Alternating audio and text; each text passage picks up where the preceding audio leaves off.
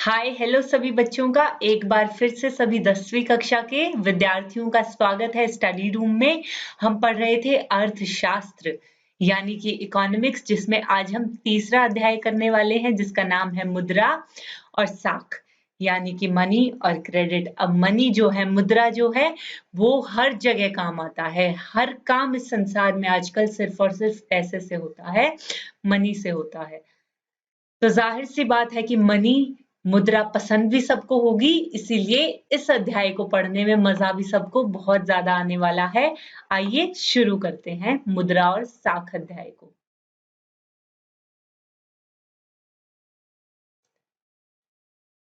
ये जो वीडियो आपने अभी अभी देखी, इसमें आपने क्या देखा कि ये इंसान एक चीज के बदले दूसरी चीज, दूसरी चीज के बदले तीसरी चीज, इसी तरह चीजों का आदान प्रदान करते हुए अपना जीवन व्यतीत कर रहा है। लेकिन हम जब आज के समय में देखते हैं तो आज के समय में क्या होता है, इसका बिल्कुल उल्टा उल्टा होता है। अदल बदल विनिमय जो है, अदल बदल चीजों की अदल बदल विनिमय क्या होता है, चीजों की अदल बदल किसके माध्यम से होती है, मुद्रा के माध्यम से होती है। आप कोई चीज खरीदते हैं, पैसे देकर खरीदते हैं, या फिर अगर आप कोई चीज बेचते हैं, यदि आपने जूते बेचे तो आपको पैसे मिलेंगे, उस पैसे की मदद से आप कोई दूसरी चीज खरीदेंगे। जिसके पास वो पैसे जाएंगे वो उस पैसे की मदद से कोई दूसरी चीज खरीदेगा। तो हमारे आज के समय में अदल बदल का विनिमय का माध्यम क्या है, मुद्रा है, मनी है।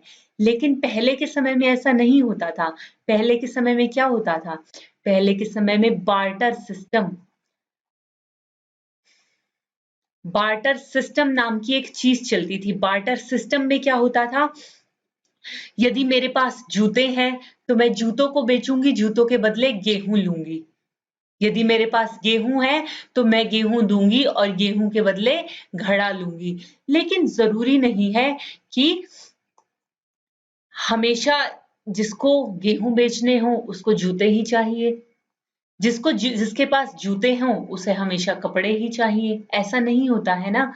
अब देखिए, इस इंसान को जूते चाहिए लेकिन इसके पास गेहूं नहीं है, तो ये इससे सीधा सीधा लेन देन नहीं कर सकता, ना ये इससे सीधा लेन देन कर सकता है।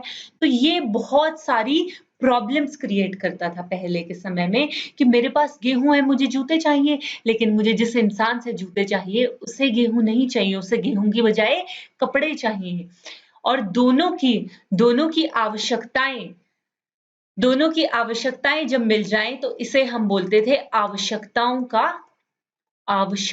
का दोहरा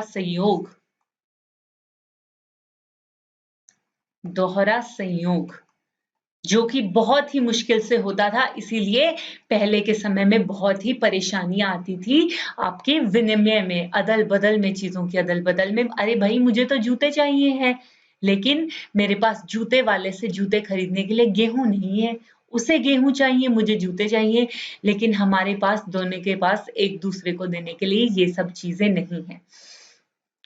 तो ये बार्टर सिस्टम जब ना चला तो मुद्रा को लाया गया। जब बार्टर सिस्टम फेल हो गया तो मुद्रा आई। मुद्रा एक ऐसा फिक्स माध्यम था जिसकी मदद से आप मुद्रा किसी को देके जो चीज की हमें जरूरत हो वो ले सकते थे। जिसको हमने मुद्रा दी वो उस मुद्रा के बदले जो चीज उसे चाहिए हो वो ले सकता था। आजकल किसी भी इकोनॉमी में यही मुद्रा चलती है, खासकर भारत देश में हम मनी का प्रयोग करते हैं बजाय कि इस आवश्यकताओं के दोहरे संयोग को ढूंढने के। आ रही है ये बात समझ? आगे हम बढ़ते हैं। ये बोलते हैं कि मुद्रा के प्रयोग से वस्तुओं के विनिमय में, अदल बदल में, वस्तुओं के अदल बदल में सहूलियत कैसे आती है। वस्तुओं के अदल बदल में सहूलियत इस प्रकार से आती है क्योंकि मुद्रा के बदले हमें जो चीज चाहिए हम वो ले सकते हैं। जरूरी नहीं है हमें जूते वाले से, यदि जूते खरीदने हैं तो हमें उसको वो चीज देनी पड़े जिसकी उसे जरूरत है, बल्कि हम उसे सिर्फ और सिर्फ पैसे देकर, मुद्रा का प्रयोग करके अपना अदल बदल का कार्य पूरा कर सकते हैं। इस प्रकार से सहूलियत आती है।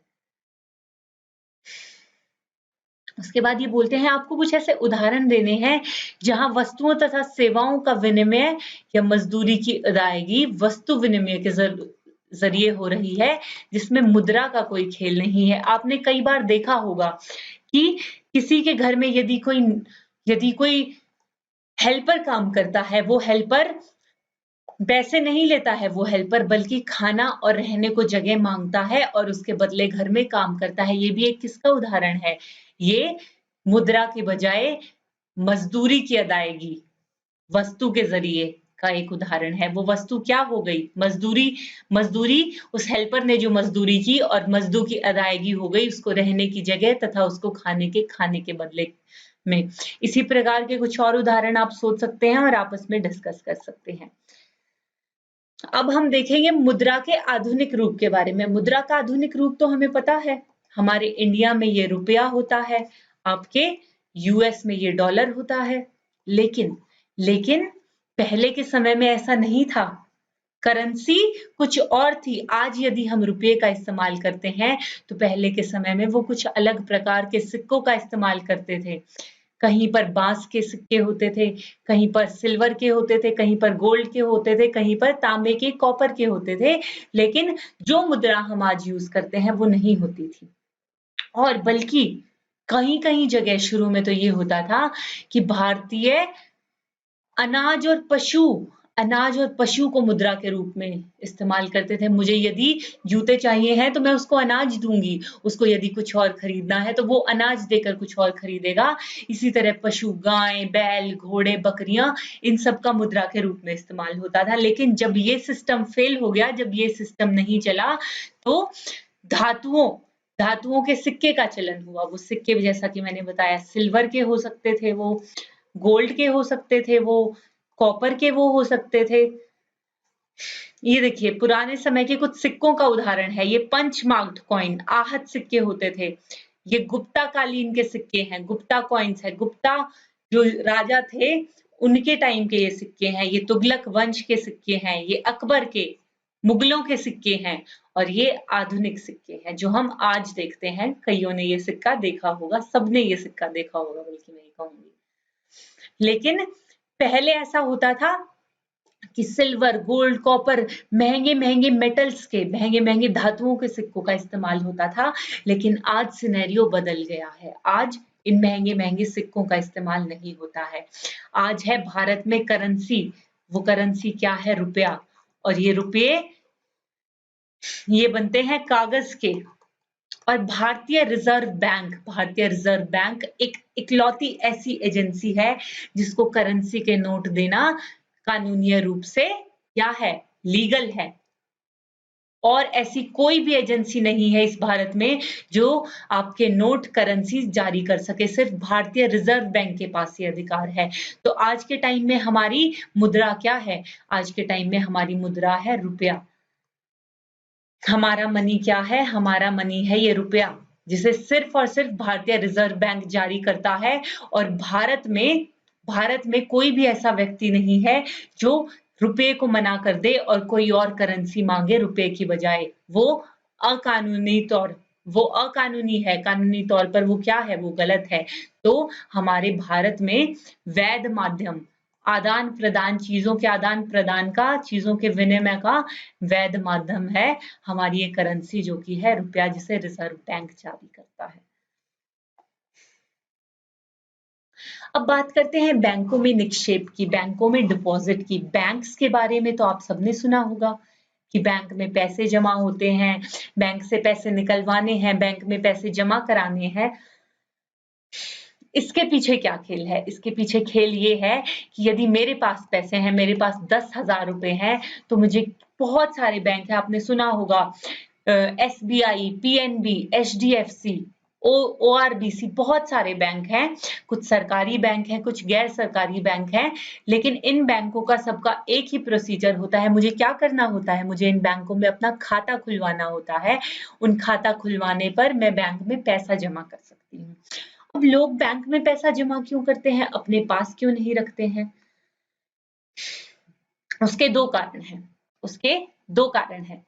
पहला कारण तो ये है कि यदि मेरे को 50,000 तनख्वाह मिल रही है, लेकिन महीने में खर्च मेरा कितना है? महीने में खर्च मेरा सिर्फ़ और सिर्फ़ 10,000 रुपए है। तो जो 40,000 रुपए मेरे पास एक्स्ट्रा राशि हो गई, तो उसे मैं एक सेफ्टी के तौर पर बैंक में जाकर जमा करा दूँगी, ताकि मुझे जब बाद में ज़रूरत पड़े, तो मैं उसको इस्तेमाल कर सकूँ। और दूसरा कारण क्या है बैंकों में पैसा जमा कराने का? यदि आप बैंक में पैसा जमा करते हैं, तो इस पैसे पर बैंक आपको सूद देता है। सूद यानी कि इंटरेस्ट देता है। इंटरेस्ट देता है, वो इंटरेस्ट क्या है? मान लीजिए यदि आपने 50,000 रुपए जमा कराए हैं, तो सूद का रेट हर बैंक का फिक्स होता है।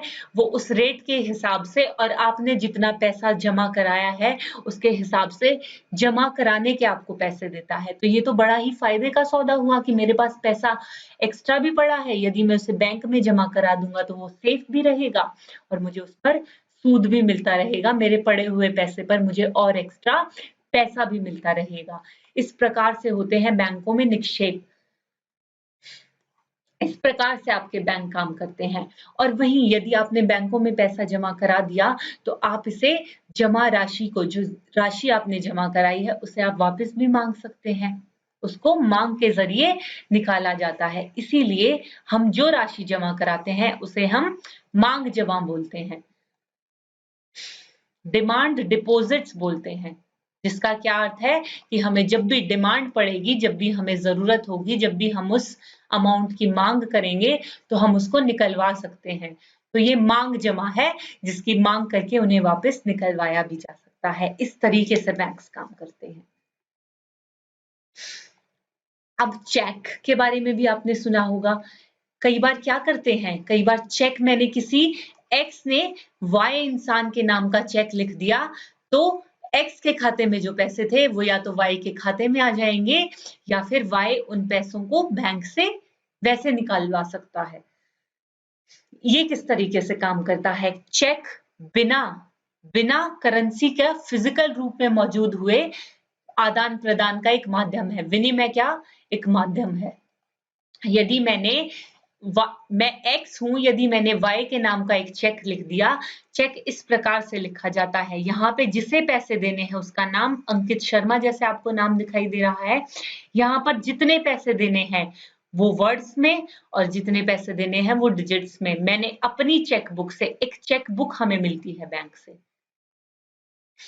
एक चेक बुक मिलती है जिसमें बहुत सारे चेक होते हैं। मैंने अपनी चेक बुक, अपने खाते की चेक बुक में से अंकित शर्मा के नाम का यदि चेक मिल गया, तो वो इस चेक को जाके बैंक में जमा करा सकता है और उससे बैंक से या तो पैसे मिल जाएँगे या वो पैसे उसके खाते में चले जाएँगे। इस प्रकार से चेक काम करता है। तो इसमें क्या होता है, नकद का इस्तेमाल किए बिना ही सीधा भुगतान करना संभव हो जाता है।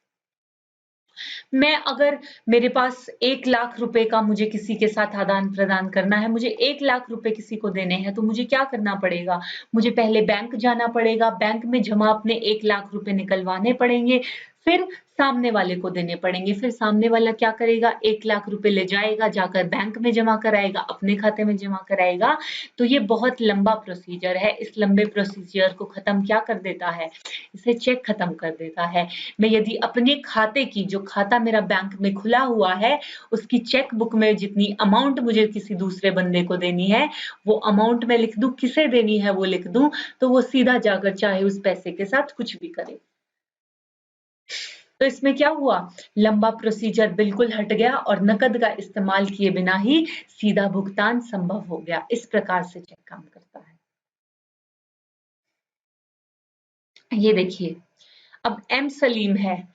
एम सलीम 20,000 रुपए नकद निकालना चाहते हैं भुगतान के लिए। सलीम क्या चाहते हैं कि मैं पैसे नकद निकलवा के और किसी और को दे दूं, तो वो अपने नाम पर चेक एड्रेस करेंगे, सेल्फ वो लिखेंगे। सेल्फ का मतलब क्या है कि मुझे अपने खाते से पैसे चाहिए, वो अपने ही नाम पर चेक लिख देंगे।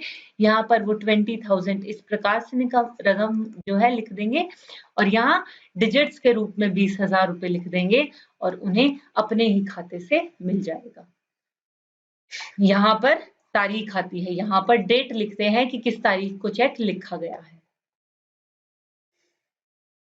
अब ये बोलते हैं कि सलीम और प्रेम के बीच में लेन देन के बाद क्या होता है। सलीम के बैंक खाते से यदि निकला है तो उसका खाता खाली हो गया और प्रेम के खाते में पैसा बढ़ गया। सलीम के बैंक के खाते में शेष अच्छा हमें बताना है, हमारे पास ऑप्शंस है कि इनमें से क्या-क्या होता है। सलीम के बैंक खाते में शेष घट जाता है, प्रेम के बैंक खाते में शेष बढ़ जाता है। सलीम के खाते में शेष बढ़ जाता है, प्रेम के खाते में शेष घट जाता है। तो पैसे 20,000 रुपए किसके खाते से गए? सलीम के खाते से। तो सलीम के खाते में शेष घटेगा और प्रेम के खाते में शेष बढ़ेगा। सेकंड ऑप्शन इसमें सही है। आगे देखते हैं कि मांग जमा को मुद्रा क्यों समझा जाता है। मांग जमा हमारी जो है, मांग जमा हमने क्या देखा था? मांग जमा हमने डिमांड डिपॉजिट देखा था। डिमांड डिपॉजिट के बारे में हमने बात की थी। डिमांड डिपॉजिट को मुद्रा इसलिए समझा जाता है क्योंकि जैसे पैसे से लेन-देन होता है, जो बैंकों में हमारा खाता है, बैंकों में जो मांग जमा या डिमांड डिपॉजिट हमारी पड़ी है, उससे भी तो हम लेन-देन कर सकते हैं। उसी प्रकार से उसकी वैल्यू भी उतनी है और वो आदान-प्रदान का एक माध्यम भी स्वीकृत किया गया है, इसीलिए हम उसे भी मुद्रा के रूप में स्वीकार कर सकते हैं या उसे भी मुद्रा समझ सकते हैं।